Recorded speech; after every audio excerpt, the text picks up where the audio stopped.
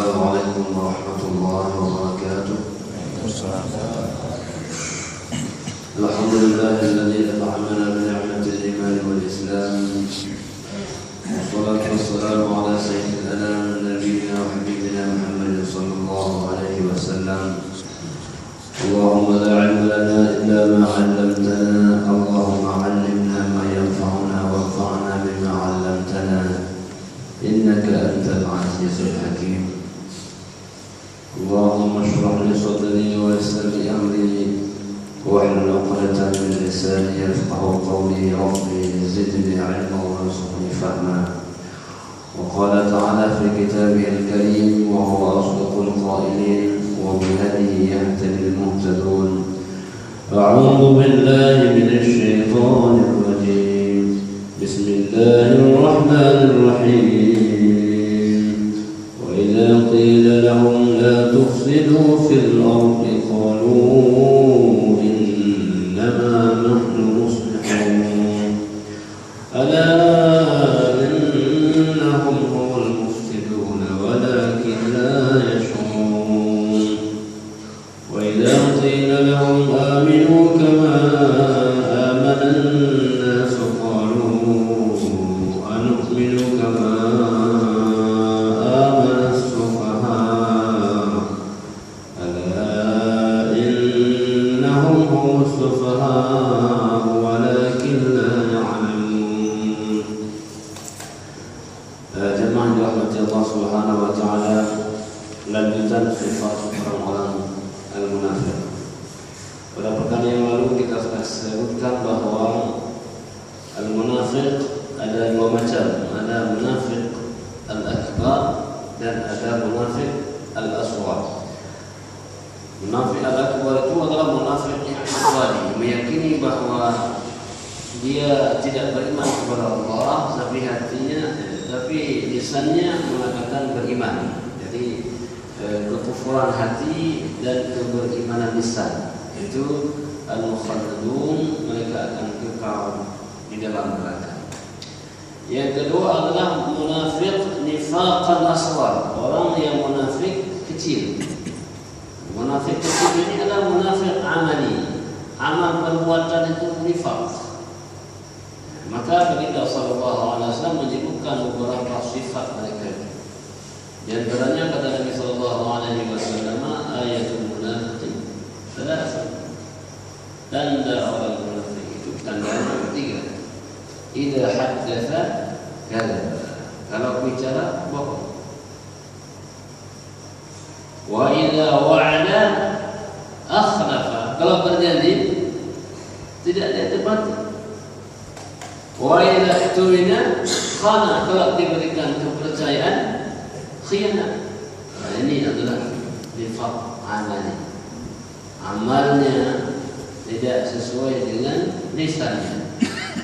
Bila ada orang yang antara amal dan lisannya itu tidak sesuai, maka itu adalah munafik nifaqan amali. Dia memang tidak kekal dalam neraka, tetapi dia termasuk salah satu penyebab masuk dalam neraka. Maka oleh karena itu jemaah yang dirahmati Allah Subhanahu wa taala, meskilah setiap orang beriman itu takut dan khawatir pada perbuatan atau sifat kemunafikan itu. Maka jemaah yang dirahmati Allah Subhanahu wa taala, setelah baginda sallallahu alaihi wasallam wafat, rahasia-rahasia nama-nama orang munafik itu ada pada Hudzaifah al-Yamani. Hudzaifah al-Yamani ini diberikan oleh Nabi nama-nama orang-orang munafik. Maka yang pertama sekali datang kepada Hudzaifah karena takut akan sifat tersebut adalah Umar bin Khattab radhiyallahu anhu. Umar datang kepada Hudzaifah, "Wahai Hudzaifah, adakah nama saya di situ?" Umar orang dijamin masuk surga, tetapi beliau takut. Maka Hudzaifah mengatakan, "La, tidak.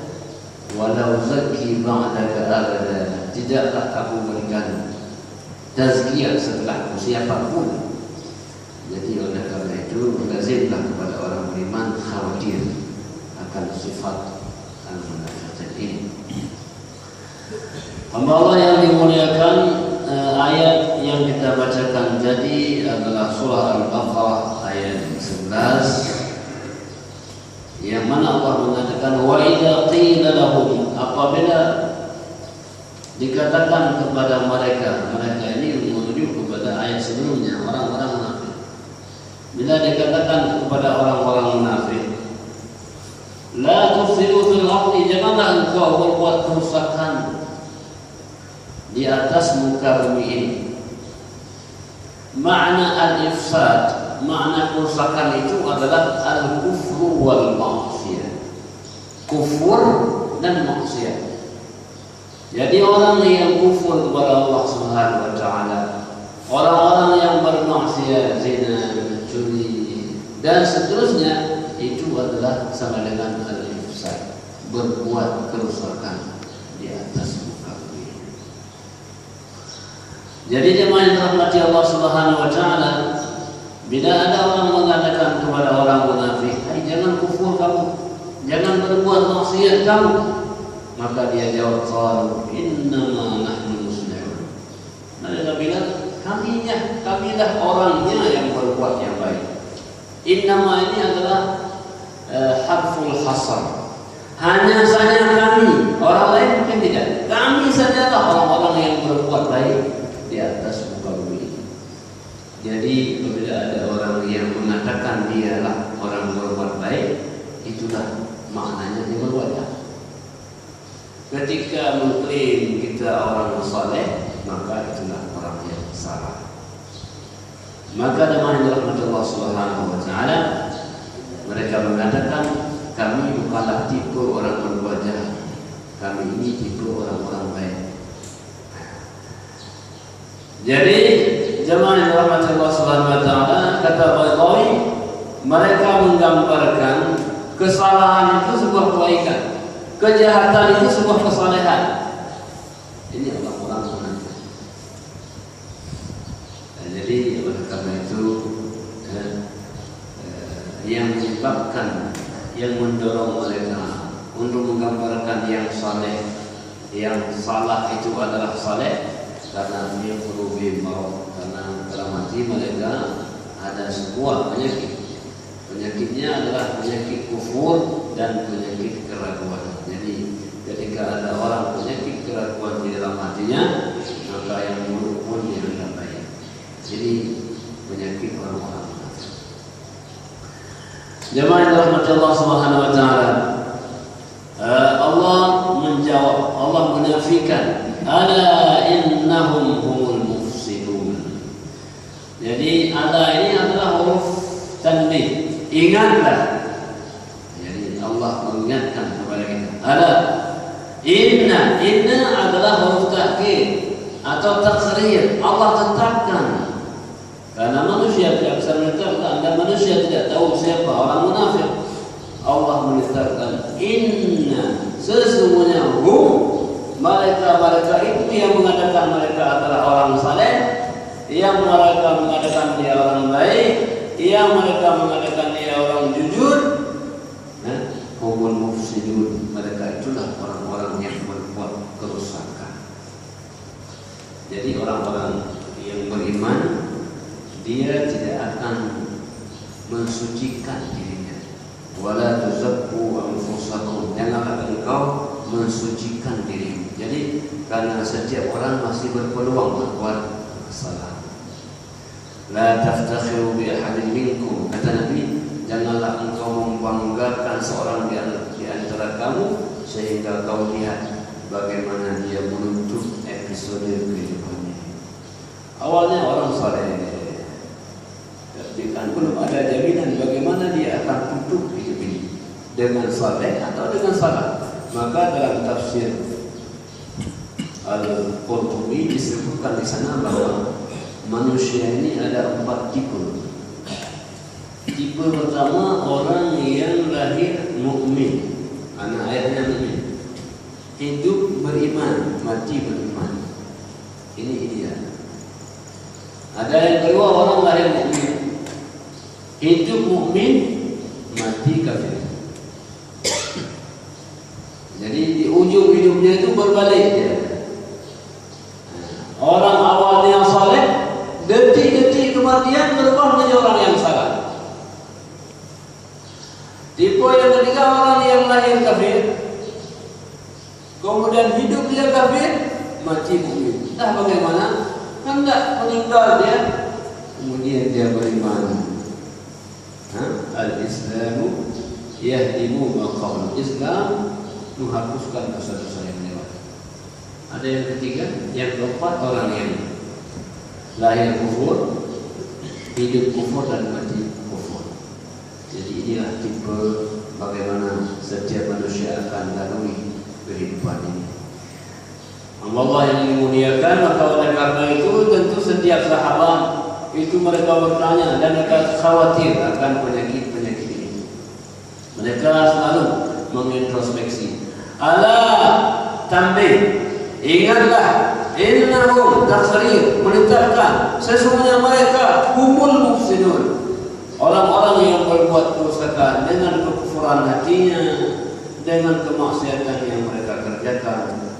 Walakin la nashurun, tetapi mereka istidrak, tapi mereka tidak menyadari bahawa mereka berada dalam kesalahan.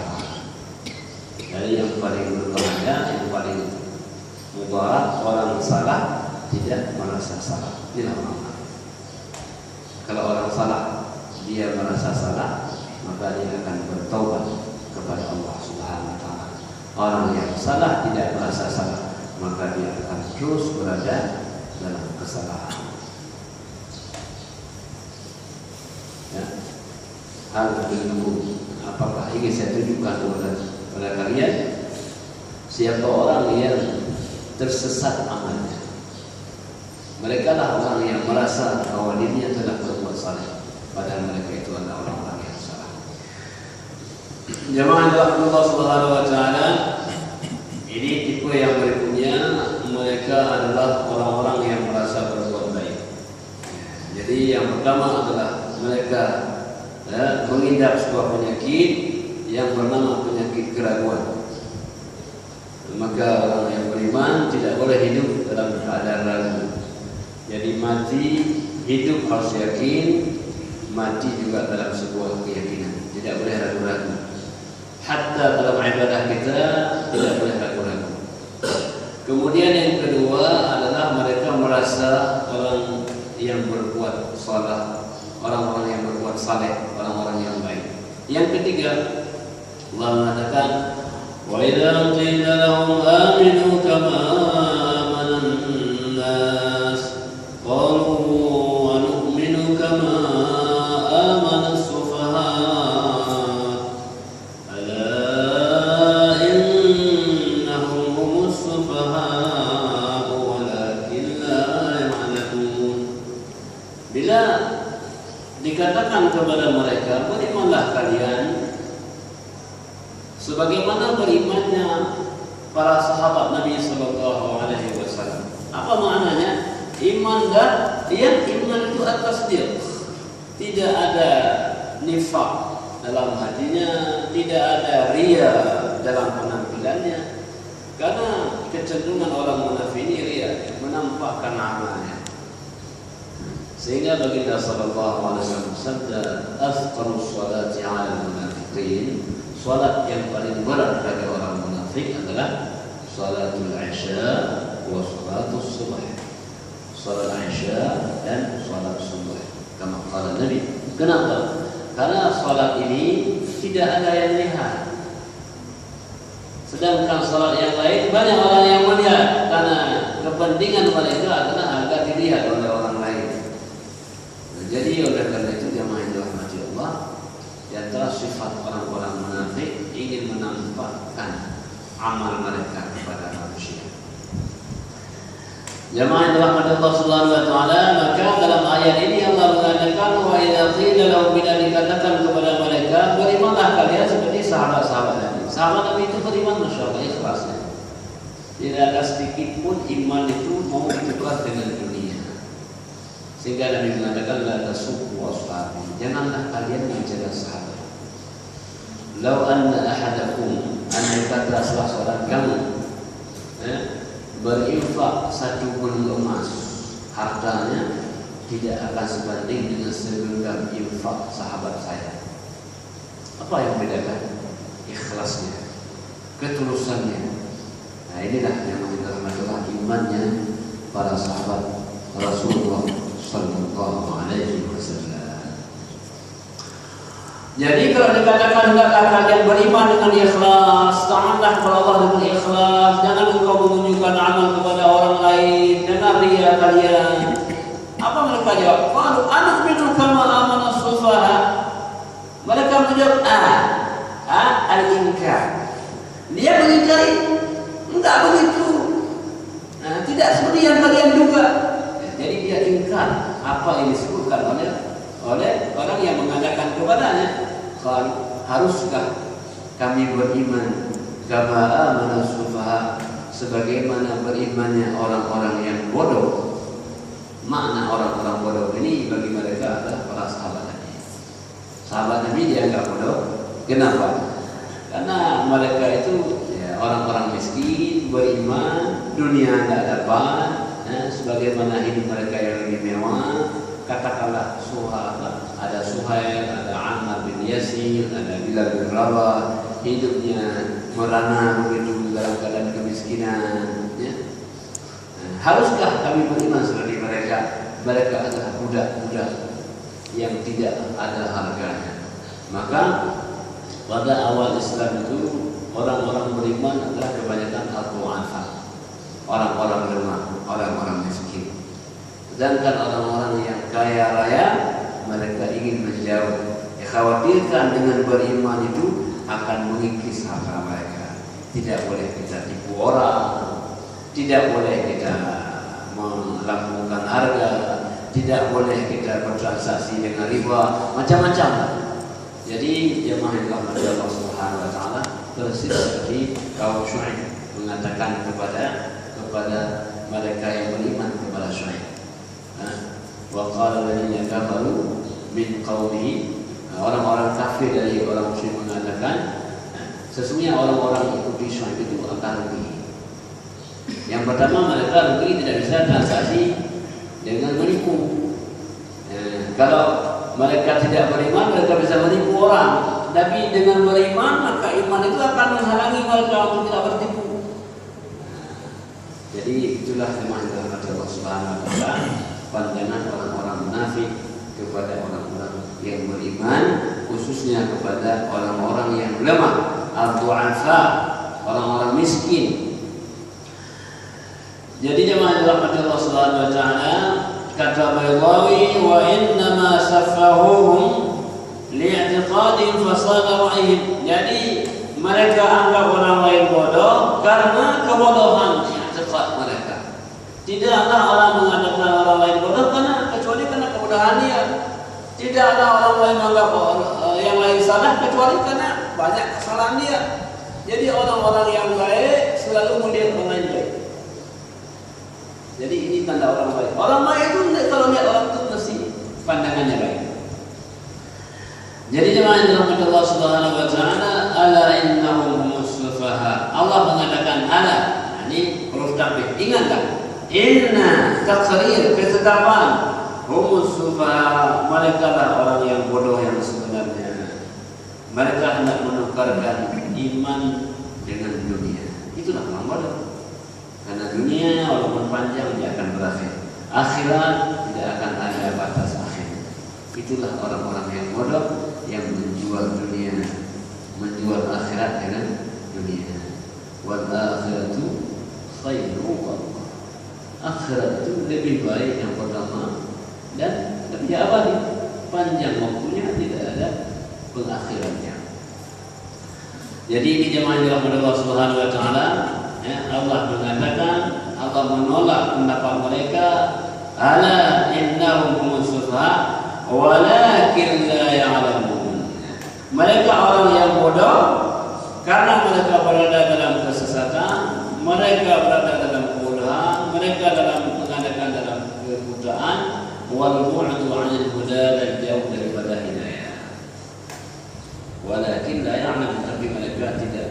mengetahui akan kebodohan mereka.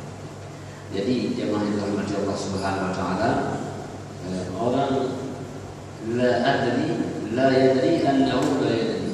Dia tidak sadar bahwa dia tidak tahu. Dia tidak sadar bahwa dia tidak punya ilmu. Nah, ini yang di antara tipe orang yang sangat mudarat dalam hidupnya. Jadi dia ada 4 tipe juga dalam konteks keilmuan itu. Yang pertama, yadri annahu yadri. Orang tahu bahwa dia menyadari pengetahuannya. Dia tahu bahwa dia punya ilmu.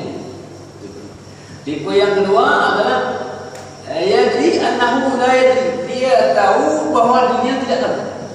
Dia tahu bahwa dia menyadari bahwa dirinya tidak punya keilmuan tentang itu.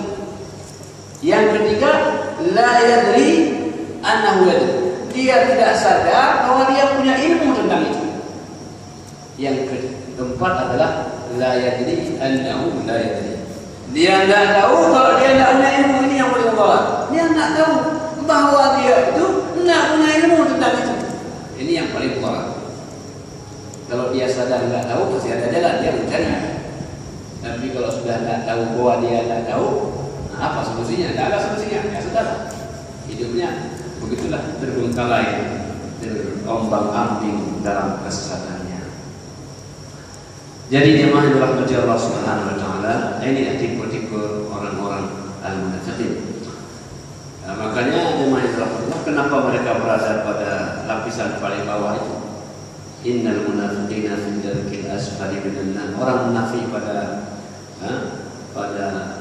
dataran paling bawah dari api neraka. Karena mereka tidak sadar akan kekufuran, kemaksiatan yang telah mereka perbuat. Jamaah dirahmati Allah Subhanahu wa taala, wa idza laqul ladzina amanu qalu amanna. Yang berikutnya sifat mereka apabila bertemu dengan orang-orang yang beriman, dengan sahabat Nabi sallallahu alaihi wasallam, dengan baginda sallallahu alaihi wasallam. Sebagaimana yang pernah kita sebutkan, orang-orang munafik Abdullah bin Ubay bin Salul itu kalau salat belakang Nabi. Tapi pas keluar, Muhammad itu bohong. Dari salat bersama Nabi sallallahu alaihi wasallam. Pas keluar langsung dia katakan, mencemoohkan baginda sallallahu alaihi wasallam. Luar biasa penampilan mereka.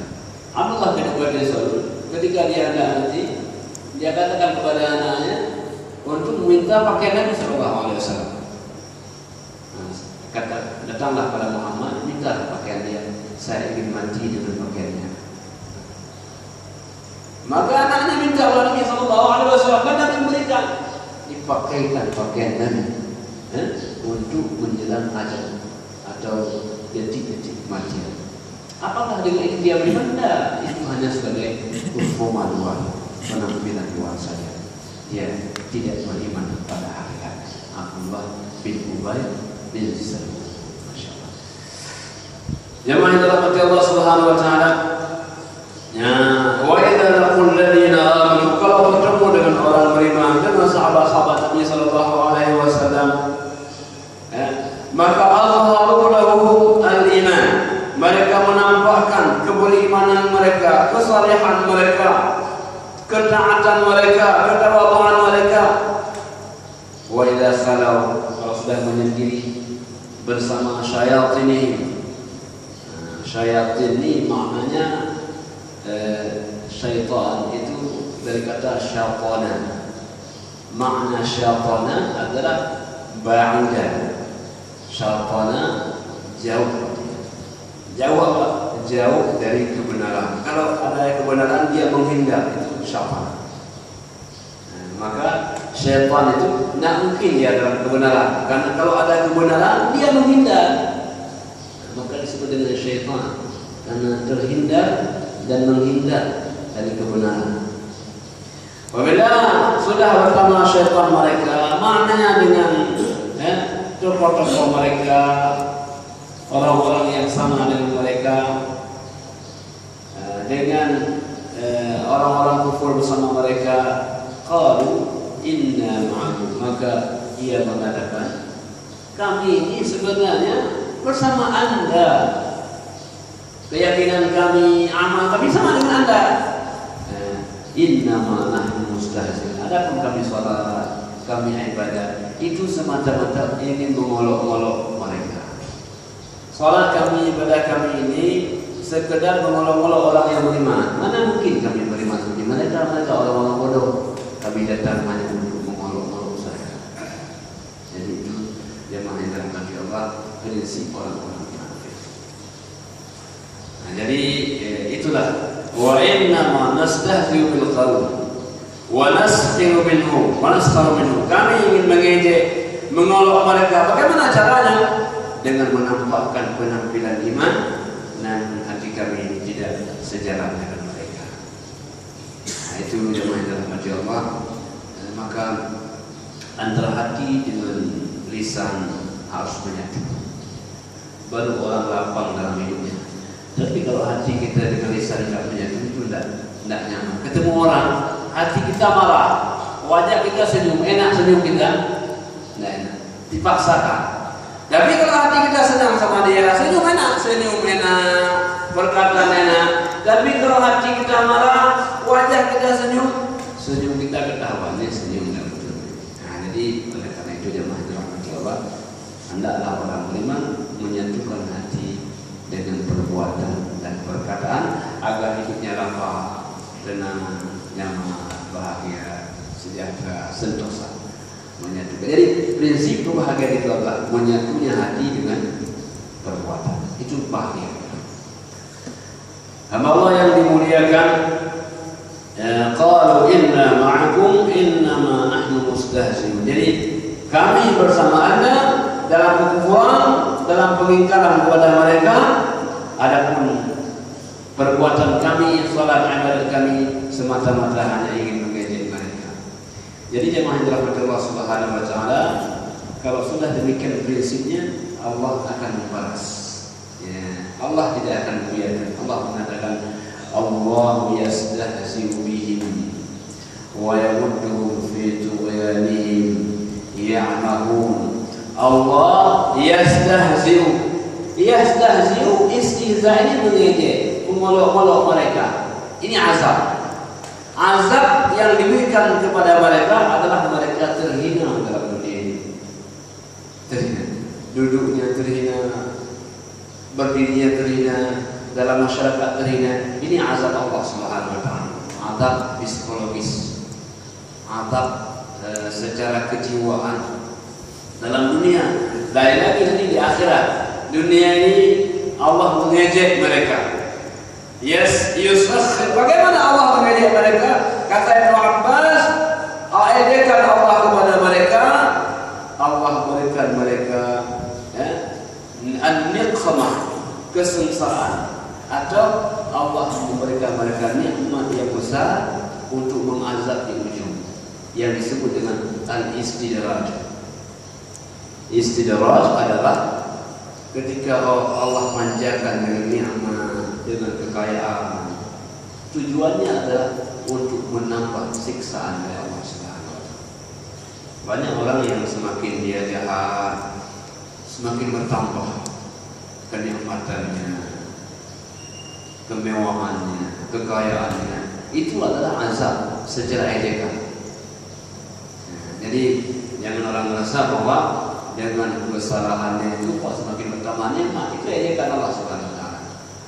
Jadi kata Ibnu Abbas bahwa ejekan yang pertama Allah berikan niqmah, Allah berikan kesusahan dalam hidupnya, atau alimah, Allah berikan kemudahan-kemudahan, lalu kemudian nanti Allah gulung dengan azab dan siksaan.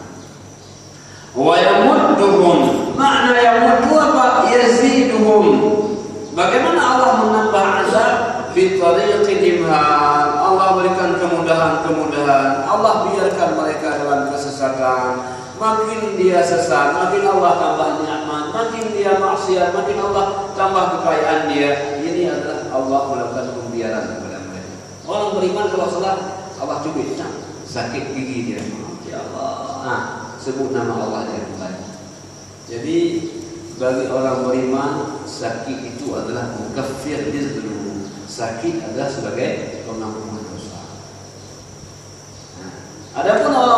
masalah, dia mungkin jarang sakit, mungkin tidak pernah sakit, semakin mudah dia berbuat maksiat. Itu adalah namanya wa yamudduhum, dan Allah biarkan fi tughyanihim, dalam kesesatan mereka. Bagaimana Allah biarkan dalam kesesatan?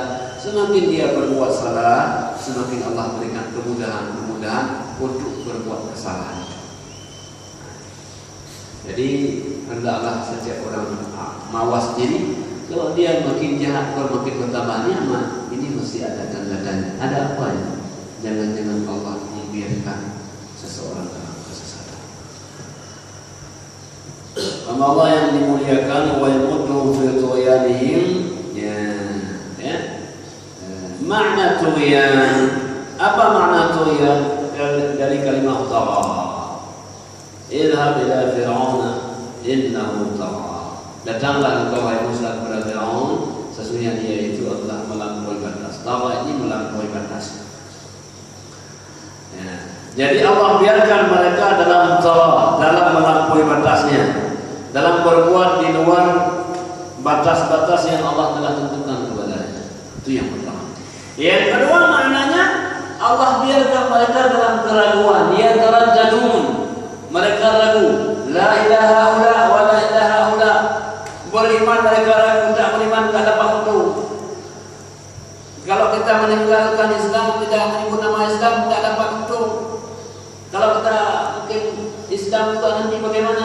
Jadi mereka berada dalam keraguan. Jadi kalau begitu, ragu-ragu itu sebuah penyakit, ragu-ragu itu sebuah azab.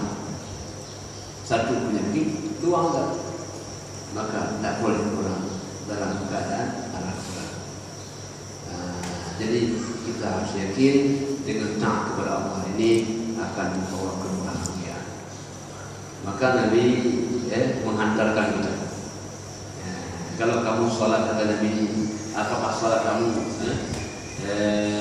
3 atau 4, maka hendaklah ambil yang paling sedikit. Untuk apa? Untuk menghilangkan keraguan. Tidak boleh ragu hatta dalam ibadah, dalam taharah. Ada orang ragu-ragu dalam taharah, ini masih najis enggak ya? Itu adalah pintu yang dibuka kepada syaitan. Kalau pintu itu dibuka, maka terus orang ragu dalam hidupnya. Tengah-tengah malam pun dia akan bersuci. Dia ragu. Jadi jangan dibuka pintu lagi. Allah yang dimuliakan, sedikit lagi, wa yamuddu fi tughyanihim, Allah biarkan, Allah panjangkan mereka itu waktunya, kesempatannya, fi tughyanihim, dalam kesesatan, dalam keraguan. Ya'mamun, mereka itu berada di dalamnya, berenang di dalamnya. Kenapa? Karena Allah telah tutup hati mereka, telah tutup telinga mereka, telah tutup penglihatan mereka, sehingga tak mampu melihat yang benar itu adalah benar, yang salah itu adalah salah. Allahumma arina haqqa haqqan wa rzuqna ittiba'ah. Ya Allah, nampakkan kepada kami yang benar itu benar, dan berikan kami kemampuan untuk mengikutinya. Terakhir adalah ulaika alladziina ishtaraw ad-dalalata bil huda fama rabihat tijaratuhum wa ma kanu muhtadin. Jadi kesimpulannya adalah ulaika, mereka itu orang-orang munafik itu, alladziina ishtaraw ad-dalalata bil huda, mereka yang membeli ini adalah majaz, bukan makna yang sebenarnya. Jadi mereka itu membeli ad-dalalata bil huda, kesesatan dengan hidayah. Mana membeli kesesatan dengan hidayah? Mereka membeli kekufuran dengan iman. Jadi mereka sudah punya iman mereka jual untuk membeli sebuah kekufuran. Jadi jemaah yang dirahmati Allah Subhanahu wa taala, kenapa disebut istilah beli jual beli? Karena jual beli mesti ada untung rugi. Kalau kita jual iman, dengan itu kita beli kufur, kira-kira untung apa rugi? Mesti rugi. Mereka jual itu iman, dengan harga itu mereka beli kekufuran, maka Allah mengatakan fama rabihat tijaratuhum, maka tidaklah ada untung dalam dagang mereka. Mereka jual itu akhirat, dengan itu mereka beli dunia. Adakah untung? Tak. Karena tak lama setelah dia beli dunia itu, dunia dia akan tinggalkan, yang dibeli akan ditinggalkan, yang dijual justru dia akan menuju ke sana. Rumah dunia dibeli, rumah akhirat dijual. Nah, sekarang mau tinggal di mana kalau mati? Jadi itulah kira-kira fama rabihat tijaratuhum, maka mereka tidak akan untung dagangnya. Nah, jadi jangan dirahmati Allah Subhanahu wa taala, karena pertama orang-orang Arab dahulu mereka sangat concern dengan dagang. Ila fi Quraisy ila fi rihlata asy-syita'i was-shayf liya'budu rabb hadzal bait alladhi at'amahum min ju'in wa amanahum min khauf. Jadi orang-orang Quraisy pertama sekali mereka itu kan kebiasaan mereka berdagang. Musim Syam, Shayf, kalau musim panas mereka ke Syam, kalau musim dingin ke Yaman, ya itu ni'mat Allah Subhanahu wa taala. Maka kalau istilah jual beli itu dekat dengan mereka. Orang beli dunia, jual akhirat, itu adalah sebuah dagang yang merugikan. Wa ma kanu muhtadin, dan mereka tidak akan mendapatkan hidayah, bimbingan untuk menuju kepada kebenaran. Ketika orang sudah mencari dunia meninggalkan akhirat, maka setiap kali melangkah semakin jauh dari hidayah. Tapi orang kalau dekat ke masjid, semakin dekat semakin bertambah hidayah. Wa idza tuliyat alaihi ayatu zada iman. Kalau dibacakan kepada mereka ayat Allah, itu semakin bertambah iman mereka. Wa idza tuliyat alaihi ayatu zada iman wa ala rabbihim yatawakkalun, dan kepada Allah lah mereka bertawakal. Jemaah Allah Subhanahu wa taala, maka hidayah ini sebagaimana yang kita sebutkan pada pertemuan yang silam, bahwa hidayah kan ada 5 ya. Ada hidayah fitrah, ada hidayah al-hawas, ada hidayah al-aqal, ada hidayah ad-din, dan ada hidayah ar-rusydi. Hidayah fitrah, bahwa orang lain ini otomatis, apakah makhluk bernama manusia atau bukan manusia, dia akan ada kecenderungan maka minum. Siapa yang ajarkan? Hidayah al-fitrah. Anak-anak menangis waktu dia lahir, siapa yang membuat dia menangis? Itu hidayah fitrah dari Allah Subhanahu wa taala. Yang kedua ada hidayah hawas, indra kita. Kita melihat, oh ini bagus, ini tidak bagus, suara ini bagus. Siapa yang mengajarkan? Allah mengajarkan lewat hidayah al-hawas, indra kita. Alhamdulillah kita punya indra lengkap. Hatta orang yang tak lengkap indranya, Allah berikan kemampuan lain. Orang mungkin buta matanya, tapi dia sangat bersih mata hatinya. Jadi kekuatan hafalan ilmunya luar biasa karena rekamannya terbatas. Ada hidayah akal. Nah, ini baik, ini hanya akal bisa membuat hidayah akal. Itulah yang membedakan manusia dengan makhluk yang lain. Dan lebih dari itu, Allah tingkatkan manusia kepada peringkat berikutnya, hidayah din, hidayah beragama. Agama mengajarkan sesuatu yang menurut akal mungkin baik, agama mengatakan tidak baik. Zina sama-sama suka baik, akal tidak sama-sama. Tapi agama mengatakan wala taqrabu zina innahu kana fahisyatan wallahu ta'ala. Yang terakhir hidayah rusdi, hidayah bimbingan. Beragama sudah, tapi belum tentu dibimbing oleh Allah untuk mengamalkan agamanya. Berapa banyak orang yang beragama, tapi tidak semua beragama mengamalkan. Nah, tidak semua orang beragama mengamalkan agamanya. Alhamdulillah, kehadiran kita dalam majelis ilmu, kehadiran kita dalam kasar subuh, semata-mata ini hidayah rusdi, bimbingan dari Allah Subhanahu wa taala.